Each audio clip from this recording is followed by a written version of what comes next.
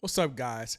Just want to take some time out just to give a shout out to the fathers out there and just wish you a wonderful, happy Father's Day. I remember starting this back in 2022. My first video was actually on Father's Day, and it was Batman Arkham Knight. And it was just a video upload that I was doing. If you ever want to check it out, it's my very first video. The sound quality is horrible. And my narration probably wasn't that great. I think I might have been muddling in the microphone. My very first upload that I ever did, which is on Father's Day. And I also do a tribute on that first update to the fathers. And I just want to take this time just to recognize all the fathers out there and the fathers to be. Hey, you are valued, you are loved, you are appreciated. Happy Father's Day. The crowned one. The crowned one. What's up, guys? How's it going? Glad to have you back here at the Crown One. And man, I was doing my recording, and halfway through my video, the camera cut off. I'm not even sure how. I'm using OBS Studios, but let's just say I'm not too pleased. But hey, let's get into it. If you guys are enjoying the content, don't forget to like, comment, subscribe, hit that notification bell for latest updates and the latest uploads for latest content. Right, so this is gonna be a second take because the software just kicked my cam, and hopefully it doesn't happen again.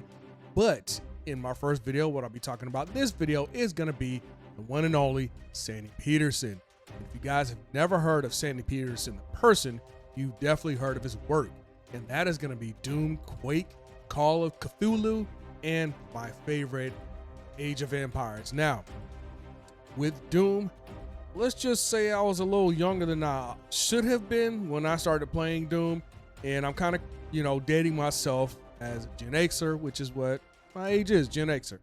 So, like I said, I probably shouldn't have been playing it. If you've ever played Doom, then you know what I'm talking about. And if you haven't played Doom, even as a gamer, I'm sure you've heard of these games, Doom, Quake, and Age of Empires. Not too sure about Call of Cthulhu because I know I heard of it a while ago. I just don't know what year it came out. But these are some of the projects that Sandy Petersen has been working on. So the reason why I add so much weight to his reputation is because of his take. And you can decide whether you like it or not. Now, his take is, and I quote, "We don't need to save Blizzard." Now, as you guys may have known, Blizzard is one of those big studios that has been taking hits from some of the games that they've been developing that have not resonated with the audience. And what Sandy Petersen is talking about is saying he's saying we don't need to save not just Blizzard. He's not just picking on Blizzard, but also Microsoft, ID Software, Ensemble Games, or even Atari. He's saying if it dies, it dies. In the famous words of Drago, Rocky 3. If you haven't seen Rocky 3, I would start from the beginning and just watch the whole series, and you'll understand the trajectory of Rocky Balboa. But back to the point. So he's saying we don't need to save any game company. Nobody's obliged to save it, and if they go under, then that is the quintessential example of capitalism. Companies rise, companies fall. Companies rises, companies falls. Companies rise and fall. And they will be replaced with new, likely superior gaming companies, and gaming continues. The game must go on. So as far as some of the legacy gaming studios like Blizzard that seem to be going under, and even some of the other gaming studios that might be going under that have been around for a while, been around the block, double back, circled, and hit three lefts. And it seems like they are suffering because of some of these games, not even just AAA games, but just gaming in general, where they're not seeing the sales that they're seeing, unfortunately. All right, I'm just checking to make sure my camera hasn't gone out because my camera went out last time halfway through my set. But we're seeing some of these games underperform for the last few years. I mean, this has been a consistent thing across multiple gaming studios, more so with the AAA games. And I won't mention any games that are AAA. You can do your own research, Google start page, whatever, and look at some of the sales that have not shown the projected numbers of what they would consider AAA quality. Now, if you guys are familiar with AAA games, it's taken about, I don't know, like hundreds of millions of dollars to develop, which is crazy. I mean, man, like, goodness gracious, that's a movie production. And see, I can't remember, one game cost like $200 some odd million to develop. I'm not even sure. And now games are being announced as movies. And as you guys seen through the cutscenes, I mean, there are times I watch video game movies, just the cutscene, not even the gameplay. And for some reason, some of those game cutscenes seem to be a little more interesting than movies themselves. But of course, that's not the topic. You know, the topic is that some of these games are just underperforming and the studios are going under and people are losing their jobs. Now, I will say that I don't wish any ill will upon people that are losing their jobs. I mean, yes, I want people to work, but when you start coming, you know, when you have to juxtapose that with people not wanting to buy the product, that is the subsequent path of what will happen in a capitalist company. The company will go under, and we just have to let it happen.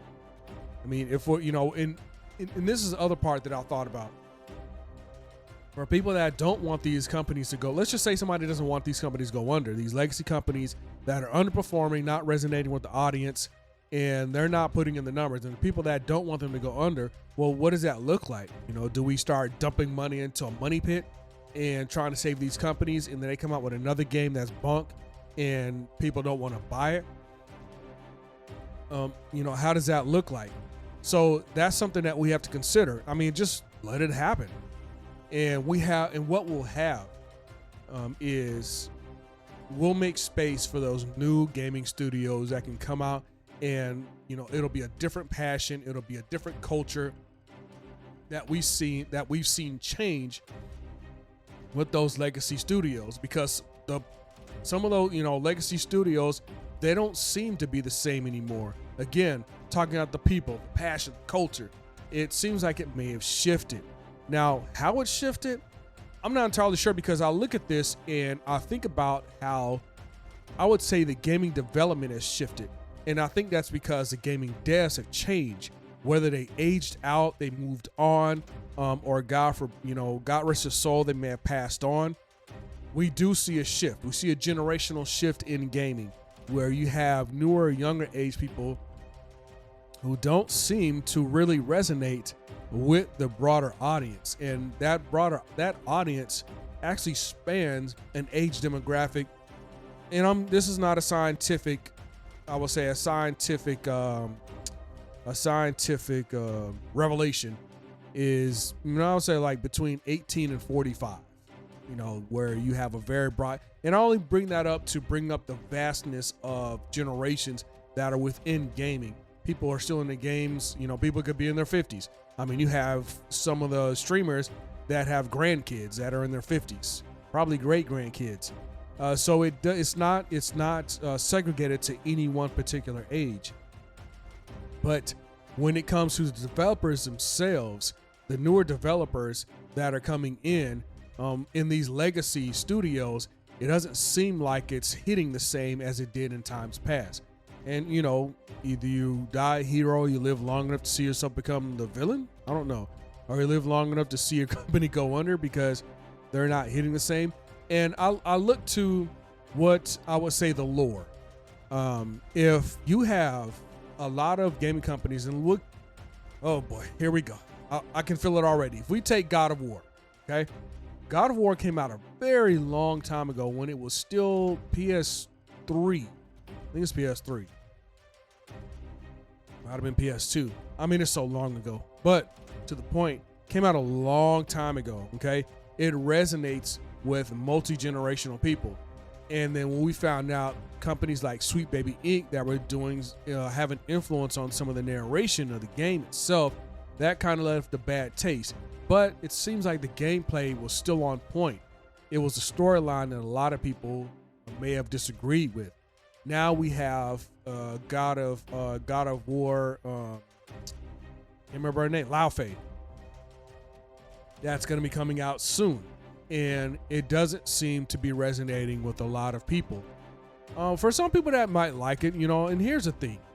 This isn't pitting one against another, okay? People have their agreements. They have their disagreements. People have their opinions, and they're entitled to it. It does not, I'm pretty sure it does not have an influence on how the developers make their game, and they have every right to make their game as much as they want. It's their product. Now, with that being said, we, the consumer, if you will, the gamer, has every right to buy or not buy it, to like or not like it, to, I would say, promote it or not promote it in our own space. And that's a relationship that exists with producer/consumer. If you are making a product that nobody asked for, you better make darn sure that it's a good one and that people like it. And you probably want to have more people that like it that don't, because yes, it's not a 100% pie. Well, not 100% people are going to like it, and not 100% people are going to dislike it. But obviously, you want the majority of people to like it, and not only just the majority, that 51%, you want to go above and beyond, because you want to start netting profit, and you want to be able to produce more games.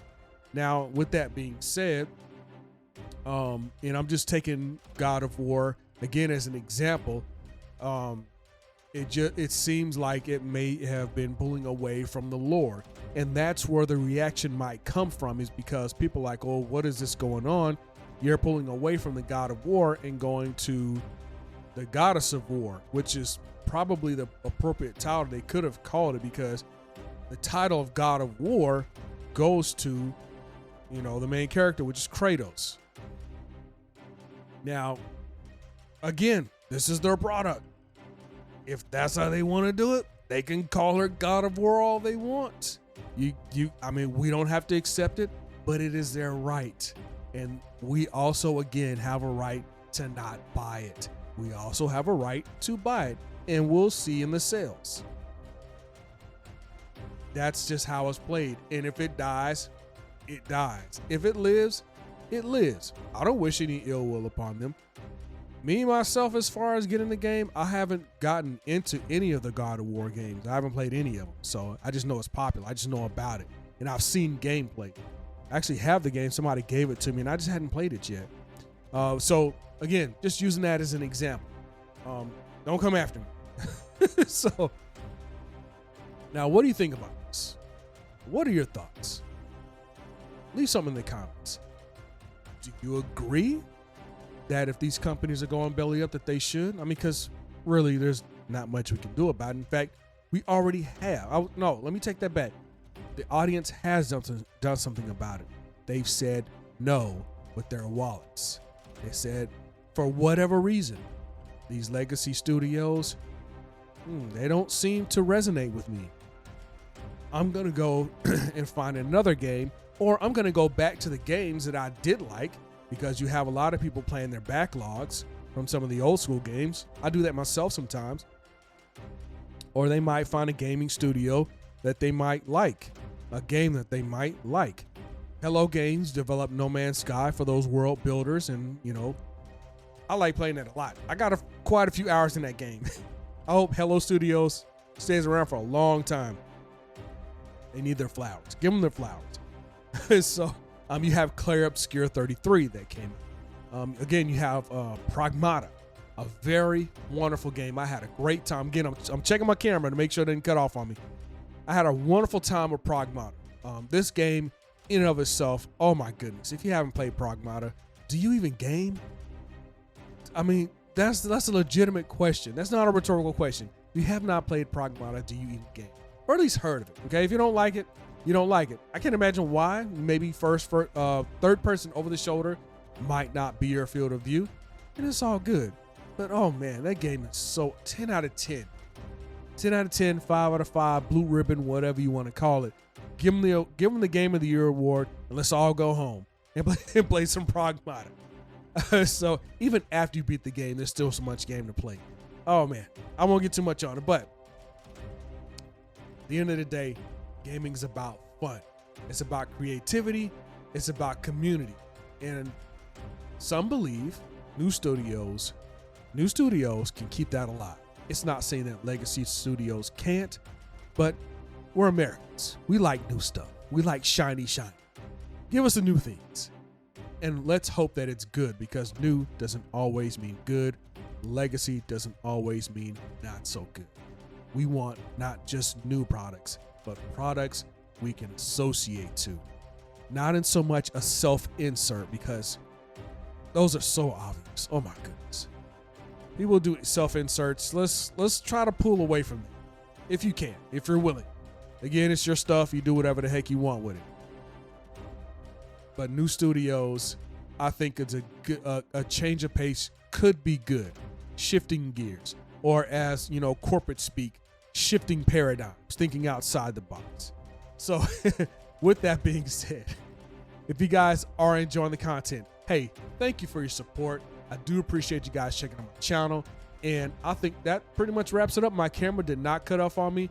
The baked potatoes are done. I'm getting ready to make some steak and potatoes. I'll talk to you guys later.